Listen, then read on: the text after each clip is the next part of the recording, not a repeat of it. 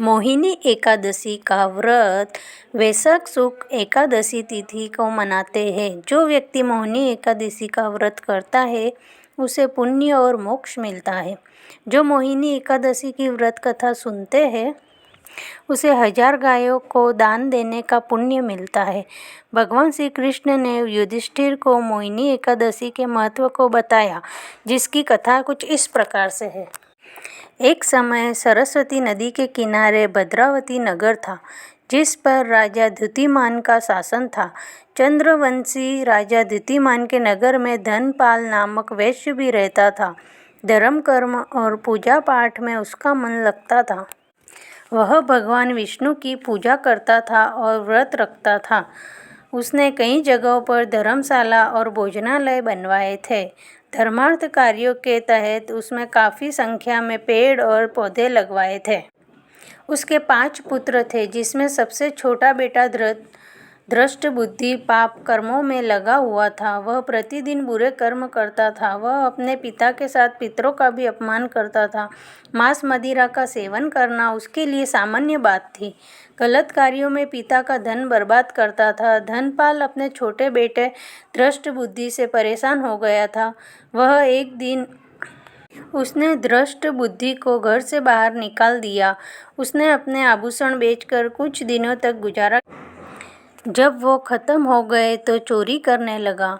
एक दिन वह चोरी करते हुए पकड़ा गया, जिसके परिणाम स्वरूप उसे जेल में डाल दिया गया। सजा के तौर पर उसे कई प्रकार के कष्ट दिए गए। सजा पूरी होने पर राजा ने उसे राज्य से बाहर निकाल दिया। एक दिन वह भूख और प्यास से व्याकुल था। भोजन की तलाश में वह कौंडिन्य ऋषि के आश्रम में चला गया। कौंडिन्य ऋषि गंगा स्नान करके आश्रम वापस आ रहे थे। जब वे आश्रम में आए तो धृष्ट बुद्धि के शरीर पर गंगा की कुछ बूंदें पड़ी। गंगा की पावन बूंदों के पड़ने से धृष्ट बुद्धि की मति सही हुई। बूंदों के पड़ने से धृष्ट बुद्धि की मति सही हुई। उसने कौंडिन्य ऋषि को प्रणाम किया और बताया कि अब तक के जीवन काल में उसने काफ़ी पाप कर्म किए हैं, इससे मुक्ति का मार्ग बताए। तब कौंडिन्य ऋषि ने कहा कि वैशाख शुक्ल की एकादशी आने वाली है, जो मोहिनी एकादशी के नाम से प्रसिद्ध है।